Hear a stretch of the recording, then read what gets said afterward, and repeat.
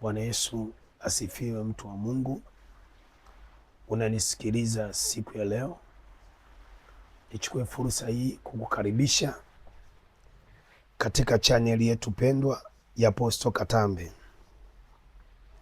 Kama ni mara yako ya kwanza kuingia katika chaneli yetu pendwa ya Apostle Katambi, nichukue fursa hii kusema karibu sana kwenye chaneli yetu pendwa ya Apostle Katambi. Chaneli hii hutupa mafundisho ya neno la Mungu na maombi na maombezi kwa ajili ya watu wote katika chaneli hii. Nichukue fursa hii kukaribisha katika chaneli hii. Karibu sana. Na siku ya leo nataka tujifunze, tunaendelea na somo letu zuri kuhusu ardhi. Kuhusu ardhi katika ulimwengu wa kiroho. Nichukue fursa hii usiku wa leo kuzungumza nawe kwa habari ya mawasiliano ya kiroho yaliyobebwa katika ardhi, katika ulimwengu wa roho. Mawasiliano ya kiroho yaliyobebwa katika ardhi, katika ulimwengu wa roho. Nataka nifundishe ya kwamba mawasiliano ya kiroho yaliyobebwa katika ardhi, katika ulimwengu wa kiroho. Kama ni mara yako ya kwanza kuingia kwenye channel yetu pendwa ya Apostle Katambi, nichukue fursa hii kukaribisha katika channel hii pendwa ya Apostle Katambi, na nichukue muda huu mzuri kukuambia karibu sana katika chaneli yetu pendwa ya Apostle Katambi, na nikuombe uchukue nafasi kuweza ili upate vipindi vyetu kwa wakati mwafaka na kwa muda mwafaka.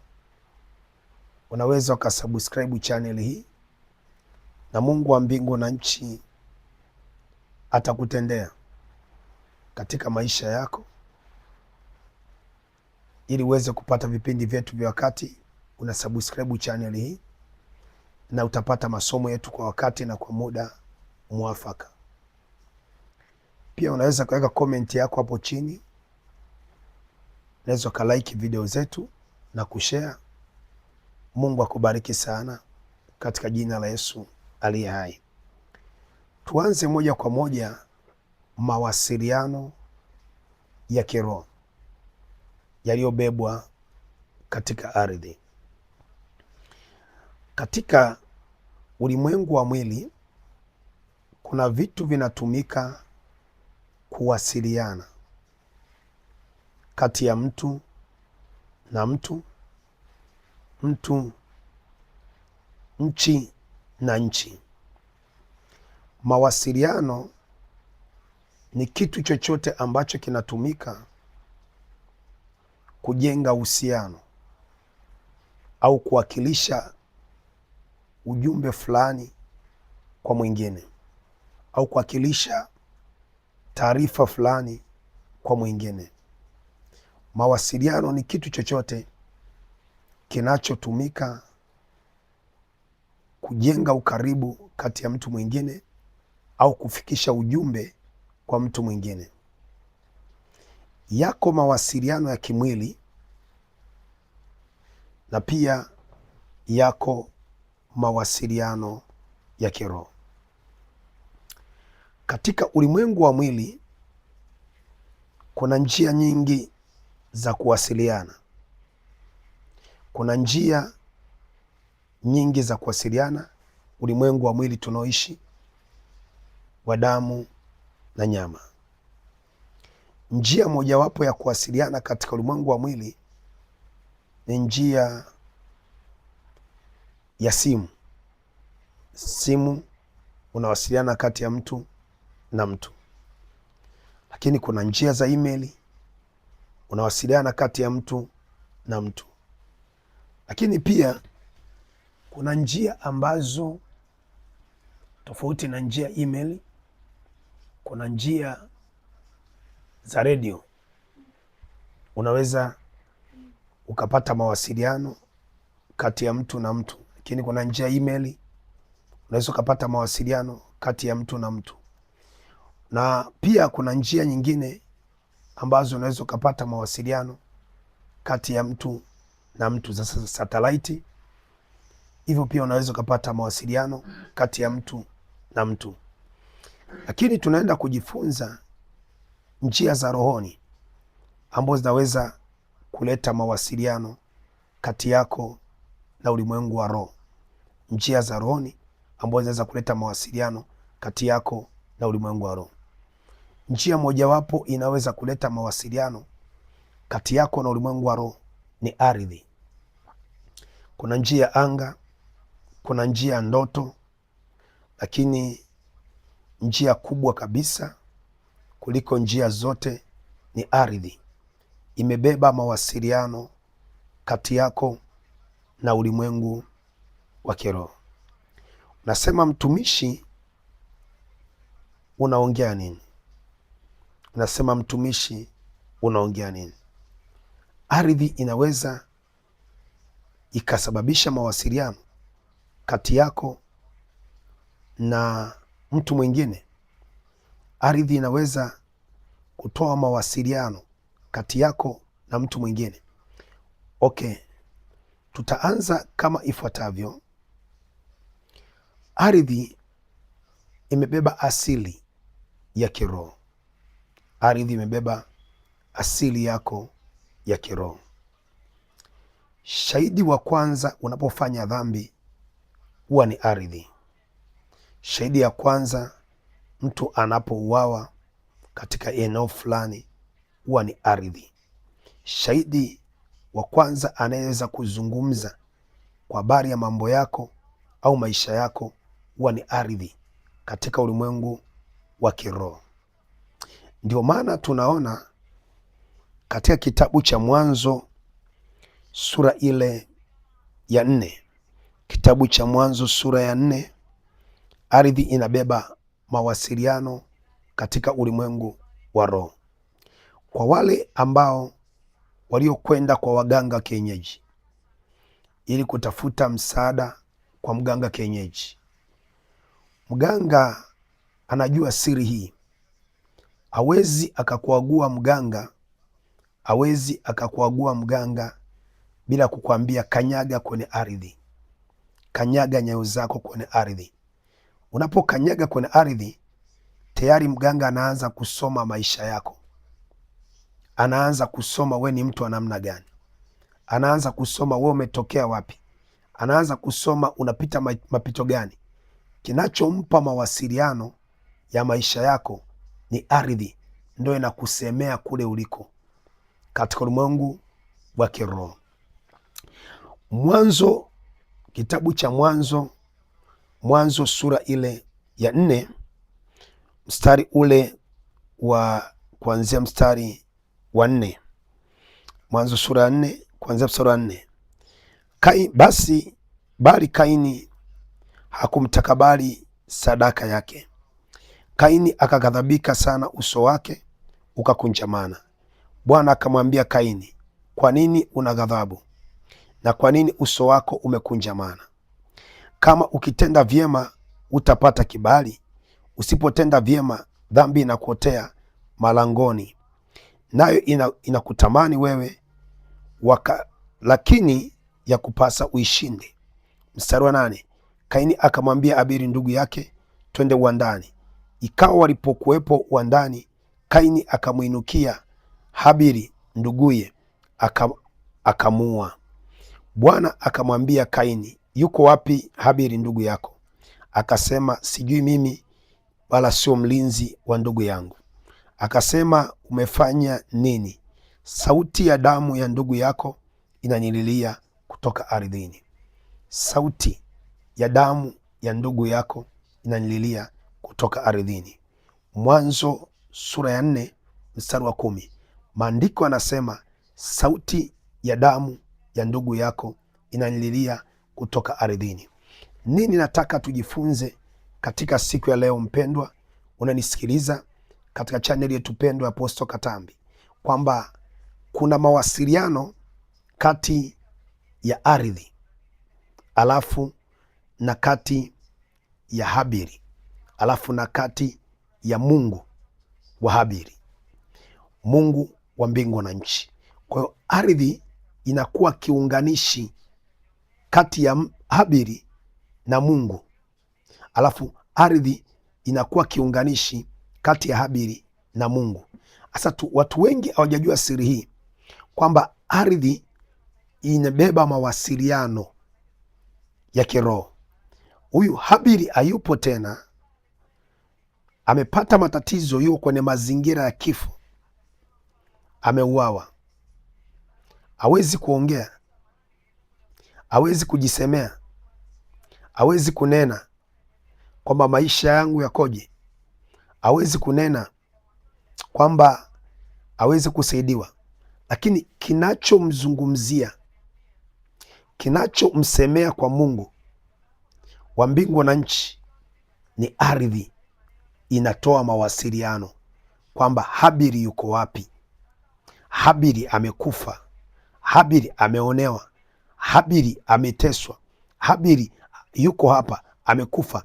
Ardhi inabeba mawasiliano, kwa hiyo inakuwakilisha kwenye ulimwengu wa roho,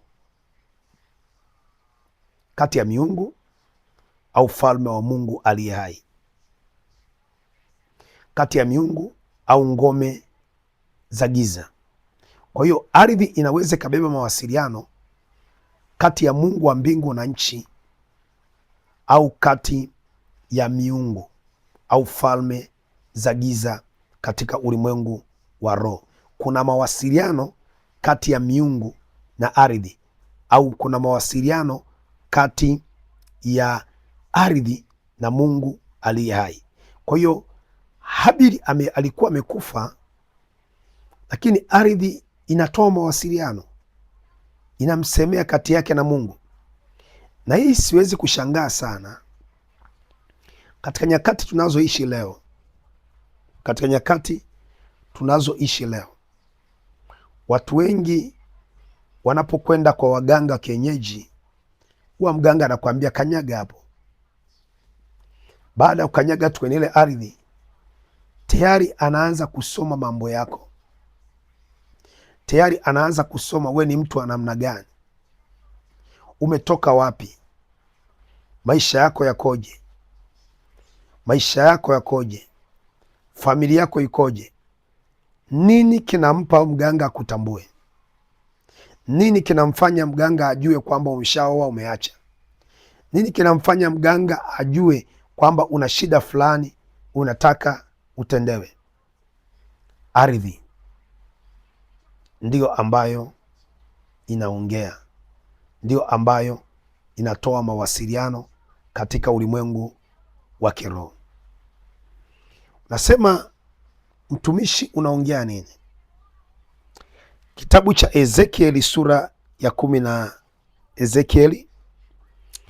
kitabu cha Ezekieli sura ya 16 kuanzia mstari wa kwanza.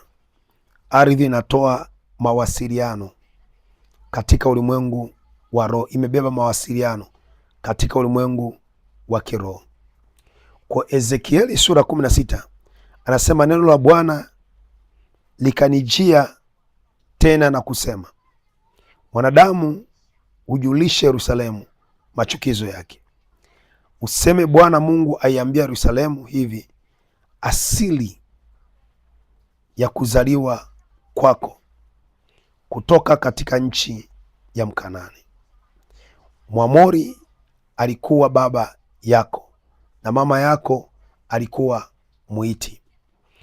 Asema, katika habari ya kuzaliwa kwako, siku ile ulizaliwa, kitovu chako akikukatwa, wala ukuoshwa na maji na usafishwe, haukutiwa chumvi hata kidogo, wala ukutiwa katika nguo kabisa. Anasema asili ya kuzaliwa kwako, asili ya kuzaliwa kwako. Anasema imebebwa katika nchi yako. Hapa tunaona kuna neno anasema katika Ezekieli sura ya 16 mstari wa 2, anataja kwa habari ya kuzaliwa, alafu anataja kwa habari ya asili yako ya kuzaliwa, alafu baada ya kutaja kwa habari ya asili yako ya kuzaliwa anasema imetokana katika nchi. Biblia inapozungumza kwa habari ya nchi au inapotamka kwa habari ya nchi, Biblia inazungumza kwa habari ya ardhi. Kwa lugha nyingine, unapokuta kwenye Biblia wanaongelea neno udongo, neno udongo. Kwa habari nyingine, unapokuta kwenye Biblia wanaongelea neno nchi. Ardhi ni kitu kimoja. Kwa anasema asili yako ya rohoni, maana yake ile ibada yako ya rohoni, uzao wako wa rohoni, mila zenu za rohoni, familia yenu ya rohoni, ibada zenu za rohoni zimebebwa katika ardhi. Kwa hiyo hapa anazungumza na anaonyesha vizuri kabisa, anasema kuzaliwa kwako, wakati unapozaliwa haukukatwa kitovu. Maana yake anazungumza, anaonyesha kabisa kwamba asili ya mtu imebebwa katika ardhi na asili yako bebwa katika ardhi. Maana yake mawasiliano yote yako ya maisha yako katika hapa duniani, tabia zako zote hapa duniani, mienendo yako hapa duniani, ardhi inaweza ikasoma tabia zako, na ardhi ikiulizwa huwa inaleta rekodi yako. Ina tabia kuleta mawasiliano katika ulimwengu wa kiroho, inaleta taratibu zote au inaleta ardhi tabia zote ulizonazo katika ulimwengu wa kiroho. Unasema mtumishi, unaongea nini?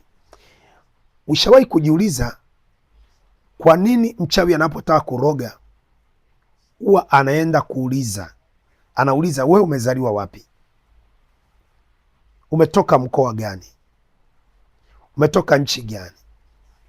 Lengo lake yale maswali anauliza, kiangalia kama uko rohoni, unaona ni ya kipumbavu. Unaambiwa ni kabila fulani, lakini umezaliwa wapi? Umwambie. Sio kwamba anaishia tu hapo, bali anakwenda kuuliza kupitia ile ardhi kule ulikozaliwa katika ulimwengu wa roho, ili kupata asili yako, ajue udhaifu wako ni nini, unapendelea nini, labda akikuchokoza ukoje, maisha yako yakoje. Kwa anaenda kuuliza kwenye asili ya kule kwenu kupitia ardhi. Nini kitampa mawasiliano kati yako na miungu yao? Au nini kitampa mawasiliano kati yako na Mungu wako wa mbingu na nchi? Ni ardhi. Nini kitaweka mawasiliano kati yako na Mungu na miungu yao? Ni ardhi. Nini kitaweka mawasiliano kati yako na miungu yao? Ni ardhi. Kwa katika ulimwengu wa roho, ardhi inabeba mawasiliano, ina mawasiliano katika ulimwengu wa roho, zidi yako na familia yako, zidi yako na miungu, au zidi yako na Mungu waliyeziumba mbingu na nchi. Kwa katika ulimwengu wa roho wa giza wanatumia sana ardhi ili kujua mambo yako. Kwa unaweza ukafika huko Dar es Salaam, ukafika huko Mbeya, ukafika huko maeneo yoyote tu, lakini ardhi ndio inaweza kukuwakilisha katika ile eneo, ulimwengu wa roho wa giza. Ardhi inaweza ikakuwakilisha we ni mtu wa namna gani, una tabia gani, una udhaifu gani, unatoka maeneo gani, maisha yako yakoje. Wanatumia ardhi katika ulimwengu wa kiroho. Nasema mtumishi, unaongea nini? Mawasiliano yaliyobebwa katika ardhi, katika ulimwengu wa roho. Lakini ukiangalia katika kitabu cha Mwanzo sura ya 28, Mwanzo sura ya 28, mawasiliano yaliyobebwa katika ardhi, katika ulimwengu wa kiroho. Mawasiliano yaliyobebwa katika ardhi, katika ulimwengu wa roho.